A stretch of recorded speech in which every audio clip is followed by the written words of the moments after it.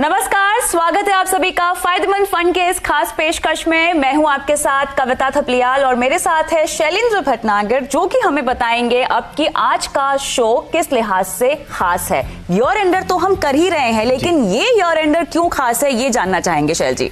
तो नमस्कार कविता जी, आपको मेरी क्रिसमस और हमारे जितने भी दर्शक हमारे साथ जुड़े हुए हैं उनको सन 2021 की अग्रिम शुभकामनाएं। बहुत ही शानदार साल रहा, हम लोगों ने बहुत पैसा बनाया, एक से एक बढ़िया फंड्स। कविता जी, कई ऐसे फंड्स हैं जो निफ्टी से 2 गुना ज्यादा आपको इक्विटी में रिटर्न दे रहे हैं। बिल्कुल, लगभग 11-12% निफ्टी बढ़ा है इस साल। लगभग आप देखिए रिकॉर्ड हाइस पर हम लोग हैं बाजार में।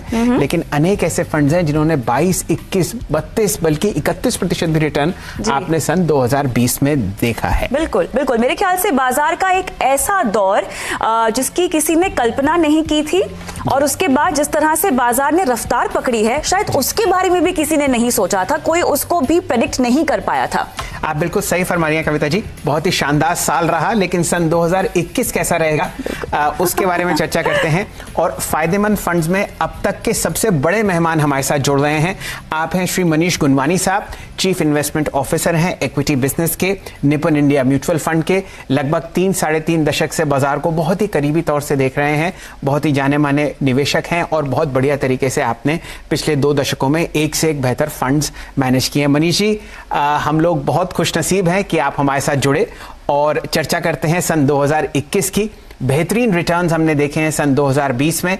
कविता जी और मैं डिस्कस कर रहे थे, कई आपके फंड्स हैं जहां पर आपने 25 से 31% रिटर्न देखा है। बताइए सन 2021 में जब हम घुस रहे हैं तो किस तरीके का आप बाजार देख रहे हैं अगले 12 महीने 18 महीनों में?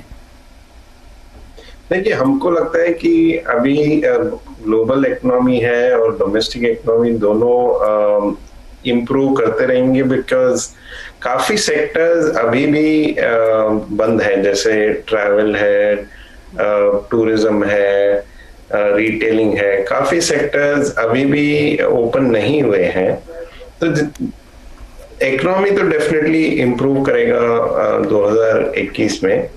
जिस मार्केट का जैसे हाल है कि थोड़ा जो इकोनॉमिक एक्टिविटी का इम्प्रूवमेंट है वो प्राइस इन हो चुका है, बट हमको लगता है कि 2-3 साल में अभी भी अच्छा रीजनेबल रिटर्न बनेगा इन्वेस्टर का। थोड़ा सेक्टर रोटेशन होने की काफी संभावना है, क्योंकि जो बहुत सिक्लिकल सेक्टर्स है और जो कोविड इम्पैक्टेड सेक्टर्स है वहां ज्यादा चांस है रिटर्न बनने का। कि ये कई ऐसे स्टॉक है स्पेशली मिड और स्मॉल कैप स्पेस में जो 2018 से आप कंपेयर करेंगे, क्योंकि मार्च के बाद हमने अच्छी रैली देखी है, बट अगर आप 2018 जनवरी से कंपेयर करेंगे तो काफी स्टॉक्स अभी भी लोअर है और काफी संभावना है कि ये स्टॉक्स आगे जाके अच्छा करेंगे। तो ओवरऑल मेरे ख्याल से हेल्दी रिटर्न बनने की संभावना है, स्टेडी रिटर्न बनने की अच्छी संभावना है। तो मनीष जी, जो आपने बातें कही कि 2021 में कमाल करके दिखा सकती हैं, उसका पता आपको 2020 में ही पता चला होगा, पैंडेमिक के दौरान ही पता चला होगा। मुझे ये बताइए, मोटे तौर पर आपकी रणनीति पैंडेमिक के दौरान स्टॉक्स पहचानने में, निवेश करने में क्या रही है, जिसको आप कंटिन्यू करने वाले हैं 2021 में भी, या ज्यादा एग्रेसिव हो जाएंगे उसमें? दोस्तों, अगर आप बाजार में ट्रेडिंग या निवेश करते हैं और अभी भी ब्रोकरेज के नाम पर अपने हजारों लाखों रुपए बर्बाद कर रहे हैं, तो अब बदलिए और देश के सबसे अच्छे और भरोसेमंद ब्रोकर एंजल ब्रोकिंग के साथ में जुड़िए, जहां पर आपका ब्रोकरेज कुछ भी नहीं लगता है। ब्रोकरेज लगता है तो सिर्फ इंट्राडे ट्रेड में, वह भी सिर्फ 20 रुपये। तो लिंक डिस्क्रिप्शन में है, वहां पर जाकर आप अपना अकाउंट ओपन करा सकते हैं एंजल ब्रोकिंग से। देखिए, हर बिजनेस साइकिल का एक ट्रैजेक्टरी होता है। तो आई थिंक जब कोरोना वायरस काफी अनएक्सपेक्टेड तरीके से आया था, तो बहुत ग्लोबल डोमेस्टिक इकोनॉमी में काइंड ऑफ रिसेशन हो गया। तो आप रिसेशन से पूरा रिकवरी का जो आप साइकिल देखेंगे तो उसका एक सीक्वेंस होता है। तो जो फर्स्ट रिकवरी आती है वो अच्छे स्टॉक्स में आती है, जो डिफेंसिव है, जो इकोनॉमी से ज्यादा लिंक नहीं है। तो जैसे हमने देखा कि अप्रैल में, जून में फार्मा, आईटी, एफएमसीजी जैसे स्टॉक्स रिकवर हुए कोरोना के करेक्शन के बाद।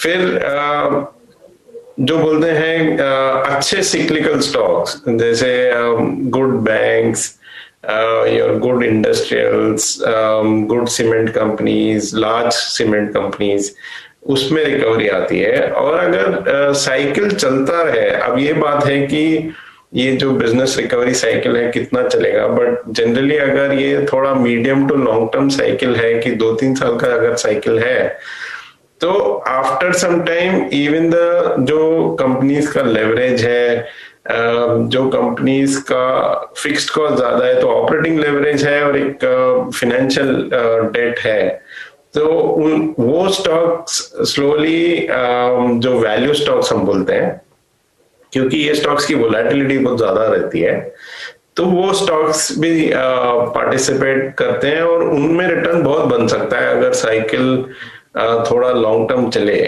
तो मेरे ख्याल से हम लोग ये सेकेंड और थर्ड फेज के बीच में है अभी।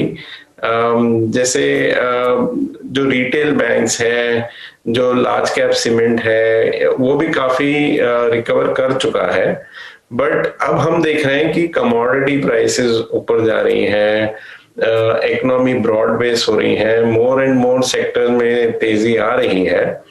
तो अगले साल में जाते हुए ऐसा लग रहा है कि जो थर्ड फेज है, जहाँ ब्रॉडर इकोनॉमी में पार्टिसिपेशन है, जो स्मॉलर कंपनीज हैं, जो लेवरेज कंपनीज हैं, वो लोग भी ठीक कर सकती हैं। मेरे ख्याल से काफी संभावना है कि अब हम थर्ड फेज में जाएंगे।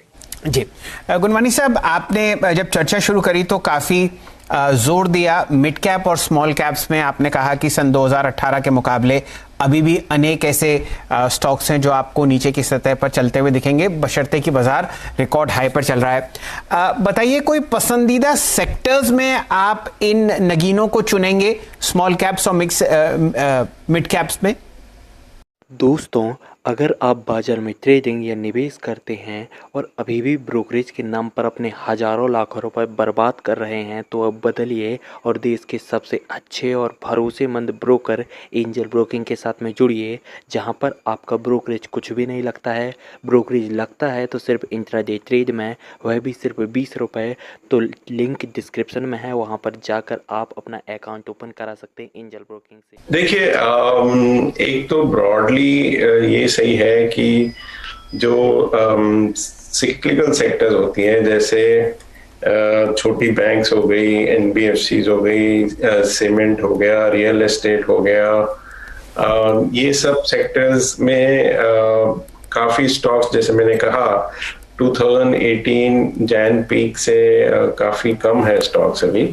तो अगर ये इकोनॉमिक रिकवरी बढ़ती रही और मोर ब्रॉड बेस्ड हो गई, ट्रैवल, टूरिज्म, रिटेलिंग सब वापस आ गया next year, vaccination roll out अगर सक्सेसफुल हो गया, तो ये जो सिक्लिकल सेक्टर्स है, मेरे ख्याल से वो सेक्टर अच्छा करेंगे नेक्स्ट ईयर। ऑलराइट, तो जो भी निवेशक मनीष जी मिड कैप और स्मॉल कैप फंड्स में अटके हुए हैं, देखिए अब तो हम रिकवरी देख रहे हैं, लेकिन जो रिकवरी हम देख रहे हैं क्या वो सस्टेन करेगी? इन तमाम निवेशकों को आप क्या कहेंगे, वो अपने mid cap small cap funds और एक्सपोजर को लेके क्या करें? देखिए, जनरली जब इकोनॉमिक रिकवरी होती है और ग्लोबली भी लिक्विडिटी काफी इजी है, तो हमने देखा है कि जब भी डॉलर वीक होता है तो इंडिया जैसे जो इमर्जिंग या डेवलपिंग कंट्रीज है, इनमें काफी फ्लो आता है, कैपिटल आता है। तो ये एनवायरनमेंट होता है जिसमें typically mid and small cap अच्छा करते हैं, और वो एनवायरनमेंट लास्ट 3-4 महीने में काफी इंटेंसली हमने देखा है। तो आपने देखा कि फॉरेन फ्लो काफी स्ट्रांग रहा है, फॉरेन एफडीआई भी स्ट्रांग रहा है, और इकोनॉमिक रिकवरी तेजी पकड़ रही है। तो ये एनवायरनमेंट चेंज होने की संभावना क्या है? खाली अगर मेरे ख्याल से मेन रिस्क ये है कि अगर ये वैक्सीनेशन का रोल आउट में कुछ इश्यू आता है, that is the biggest risk. अगर वो नहीं हुआ तो काफी ऐसा लग रहा है कि जो इकोनॉमिक रिकवरी चल रही है वो काफी मोमेंटम से आगे बढ़ेगी। और अगर डॉलर भी वीक रहा, यूएस फेड ने काफी कमिटमेंट किया है लिक्विडिटी इजी रखने का, तो अगर कैपिटल फ्लो आता रहा तो ये तो काफी प्रोबेबिलिटी काफी हाई है कि mid small cap out perform करेंगे नेक्स्ट ईयर। जी गुनवानी साहब, आपने बहुत ही बढ़िया जवाब दिया और आपके जवाब में मेरा अगला प्रश्न है, पिछले 2 महीने में लगभग 1 लाख करोड़ रुपए हमारे विदेशी मित्रों ने भारतीय बाजारों में निवेश किए हैं।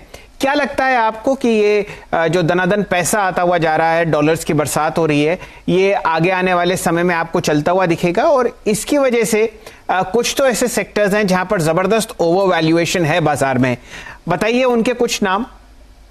दोस्तों, अगर आप बाज़ार में ट्रेडिंग या निवेश करते हैं और अभी भी ब्रोकरेज के नाम पर अपने हज़ारों लाखों रुपए बर्बाद कर रहे हैं तो अब बदलिए और देश के सबसे अच्छे और भरोसेमंद ब्रोकर एंजल ब्रोकिंग के साथ में जुड़िए, जहां पर आपका ब्रोकरेज कुछ भी नहीं लगता है। ब्रोकरेज लगता है तो सिर्फ इंट्राडे ट्रेड में, वह भी सिर्फ 20 रुपये। तो लिंक डिस्क्रिप्शन में है, वहाँ पर जाकर आप अपना अकाउंट ओपन करा सकते हैं एंजल ब्रोकिंग से। तो फर्स्ट ऑफ ऑल जो फॉरेन का फ्लो है, आप देखेंगे कि इससे डॉलर के मूवमेंट से काफी स्ट्रॉन्ग लिंकेज होता है इसका है। तो जिस समय डॉलर वीकन होता है तो फॉरेन का जो फ्लो आता है इंडिया में वो काफी स्ट्रॉन्ग हो जाता है। और डॉलर लास्ट 7-8 साल स्ट्रॉन्ग रहा है। तो अगेन होप ये है कि अप्रैल से जो डॉलर की वीकनिंग शुरू हुई है वो काफी समय तक चल सकती है। तो काफी ऑप्टिमिज्म है कि ये फ्लो चलता रहेगा। थोड़ा ऊपर नीचे होने की संभावना तो है ही, बट स्ट्रक्चरली 2021 में फॉरेन फ्लो स्ट्रांग होने का काफी अच्छा चांस है। सेक्टर्स वाइज देखिए, टोटल मार्केट एक्सपेंसिव है और क्या हुआ है कि लास्ट 3-5 साल अगर इकोनॉमी वीक रही है तो जो डिफेंसिव सेक्टर्स हैं तो मोस्ट एक्सपेंसिव तो ये एफएमसीजी और थोड़ा फार्मा है, थोड़ा आईटी है। ये सेक्टर्स में हमको सिलेक्टिवली स्टॉक्स काफी एक्सपेंसिव लगते हैं। अच्छा, इसके अलावा क्योंकि हम पूरे साल हमने बहुत सारी थीम्स को, अनोखी थीम्स को इनफैक्ट मनीष जी काम करते हुए देखा है, डिजिटल, ऑनलाइन, ई कॉमर्स, इस बिजनेस पर आपका क्या व्यू है? नहीं, डेफिनेटली ये तो मेगा थीम है कि लोग शॉपिंग या कोलैबोरेशन के लिए सब ऑनलाइन कर रहे हैं। कोविड से ये एक्सेलरेट हो गया है। थोड़ा मेरे ख्याल से ओवरहाइप्ड है अभी। मेरे ख्याल से जो लोग बोलते हैं कि ऑफलाइन और जो फिजिकल रिटेलर्स हैं या ऑफिस स्पेस है, ये सब बंद ही हो जाएगा। मे बी थोड़ा हाइप ज्यादा है, बट द ट्रेंड तो श्योरली है कि डिजिटल बिजनेस बढ़ेगा ही। हमने देखा है कि द कैपिटल स्टॉक मार्केट में भी ये काफी मैनिफेस्ट हुआ है, बट काफी कंपनीज जो डिजिटल वर्ल्ड में है वो अभी अनलिस्टेड है। और एक चीज 2021 में ये भी होएगी मेरे ख्याल से कि काफी आईपीओ आएंगी, ये जो ई कॉमर्स या जो ऑनलाइन कंपनीज हैं, एंड ये रीजनेबल साइज आईपीओ आएंगे। मेरे ख्याल से काफी एक्साइटमेंट होगा इसके बारे में। जी गुनवानी साहब, अक्सर सन 2020 में और पिछले 4 या 5 साल में चर्चा रही कि हमारा जो बैंकिंग सेक्टर है उसमें बहुत परेशानियां हैं, एनपीए लेवल्स सबको बढ़ते हुए दिख रहे हैं, लेकिन अनेक ऐसे बैंक्स हैं प्राइवेट सेक्टर में जो आपको तेजी पकड़ते हुए दिखेंगे, रिकॉर्ड हाइस पर ट्रेड करते हुए दिखेंगे। बताइए ओवरऑल थीम आपकी क्या है सन 2021 में पूरा बैंकिंग सेक्टर को लेते हुए?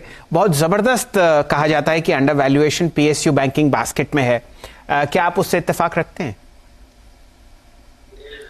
देखिए, बैंकिंग के 2 और 3 इंपॉर्टेंट पॉइंट कहना चाहूंगा। एक तो इकोनॉमिक रिकवरी में जनरली बैंकिंग अच्छा करता है, क्योंकि एसेट क्वालिटी का जो फियर है वो कम हो जाता है, क्रेडिट ग्रोथ अच्छी हो जाती है, तो ओवरऑल व्यू हमारा पॉजिटिव है। बट इसमें 1-2 पॉइंट ये है कि अनलाइक जो प्रीवियस साइकिल्स थे, मे बी 10 साल पहले, एक नया एलिमेंट बैंकिंग में ये है कि the role of technology has gone up a lot. तो जब टेक्नोलॉजी इतना इम्पोर्टेंट हो रहा है, तो पीएसयू, जो छोटे पीएसयू बैंक्स हैं, अल्दो साइकिल की वजह से अच्छा कर सकते हैं, बट थोड़े चैलेंजेस उनके बहुत ज्यादा है टेक्नोलॉजी को लेकर। और रीजनल बैंक्स का भी आई थिंक थोड़ा स्ट्रक्चरल चैलेंज बन गया है, क्योंकि पहले क्या होता था कि ब्रांच होने की वजह से आपको एडवांटेज मिलता था, बट स्लोली वो एडवांटेज कम होता जा रहा है। तो जो लार्ज प्राइवेट बैंक्स हैं, जिनकी ब्रांड स्ट्रांग है, जिनका टेक्नोलॉजी इन्वेस्टमेंट बहुत स्ट्रांग है, जिनका प्रोडक्ट पोर्टफोलियो बहुत बड़ा है, हमको लगता है कि वो लोग का मार्केट शेयर बढ़ता ही रहेगा। तो स्मॉल बैंक, जहाँ पीएसयू हो या प्राइवेट भी हो, हम लोग इतना पॉजिटिव नहीं है। मुनवानी साहब, बहुत बेहतरीन तरीके से आपने समझाया कि किस तरीके से फॉरेन इनफ्लोज जारी रह सकते हैं भारतीय बाजार। बात करना चाहती हूँ उन फंड्स की जिनको खासतौर से एक तो आप हैंडल करते हैं, और दूसरा जो नए एनएफओज भी आए हैं, जिसमें से हम जानते हैं कि आपका जो मल्टी एसेट है वो रिसेंटली लॉन्च हुआ है, और पैसिव फ्लेक्सी कैप एफओएफ भी लॉन्च हुआ है। इसके अलावा जो फंड्स आप हैंडल करते हैं, निपॉन इंडिया ग्रोथ फंड है, Nippon India balance advantage fund है, और इसके अलावा Nippon India capital builder fund भी है, जो कि डेट कैटेगरी का है। कुल मिला के मुझे बताइए, जितने भी एनएफओज आए हैं या जिनको आप हैंडल कर रहे हैं, कितना मुश्किल, कितना आसान हुआ है आपके लिए 2020 में ये पैंडेमिक की सूरत में फंड्स लॉन्च करना, उन्हें मैनेज करना, और आगे की रणनीति आप क्या बना रहे हैं इन तमाम फंड्स में? देखिए, मैं ये मानूंगा कि 2020 थोड़ा फंड मैनेजर्स के लिए टफ रहा है, क्योंकि बहुत ही एक्सेलरेटेड साइकिल और बहुत फास्ट सेक्टर रोटेशन हुआ है। और ये कोरोना वायरस ऑब्वियसली किसी के विजिबल था नहीं, out of the blue suddenly आया है। तो जैसे मैंने पहले बताया कि बिजनेस साइकिल के जो सीक्वेंस होती है, वो सीक्वेंस बहुत फास्ट प्ले आउट हो रही है।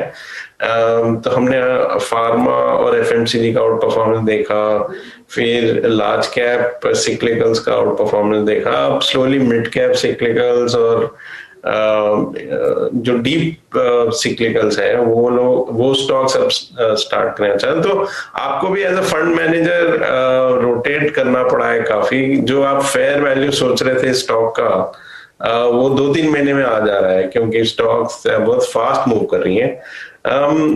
तो जो ग्रोथ फंड है, हमारा मिड कैप फंड है, हमको उसके बारे में काफी एक्साइटेड है हम लोग। जैसे मैंने कहा, मिड कैप पे हम लोग का व्यू पॉजिटिव है। तो ओवरऑल हम लोग आते हुए साल के लिए काफी एक्साइटेड है कि इकोनॉमिक रिकवरी अगर चलती रही, ग्लोबल सेक्टर्स, कमोडिटीज ये वो भी अच्छा कर रही हैं, डोमेस्टिक सिक्लिकल सेक्टर भी अगर अच्छा करेंगी, तो काफी वैरायटी ऑफ स्टॉक्स अभी भी इंटरेस्टिंग है। तो होपफुली थोड़ा प्रेडिक्टेबल होगा 2021-2020 के तुलना में, क्योंकि कोरोना वायरस से काफी वोलेटिलिटी देखने को मिली। अभी भी आप जो वोलेटिलिटी इंडेक्स देखेंगे, ग्लोबली हो या डोमेस्टिक हो, काफी हाई है। तो होपफुली हम लोग के लिए थोड़ा सेडेट सोबर 2021 रहेगा।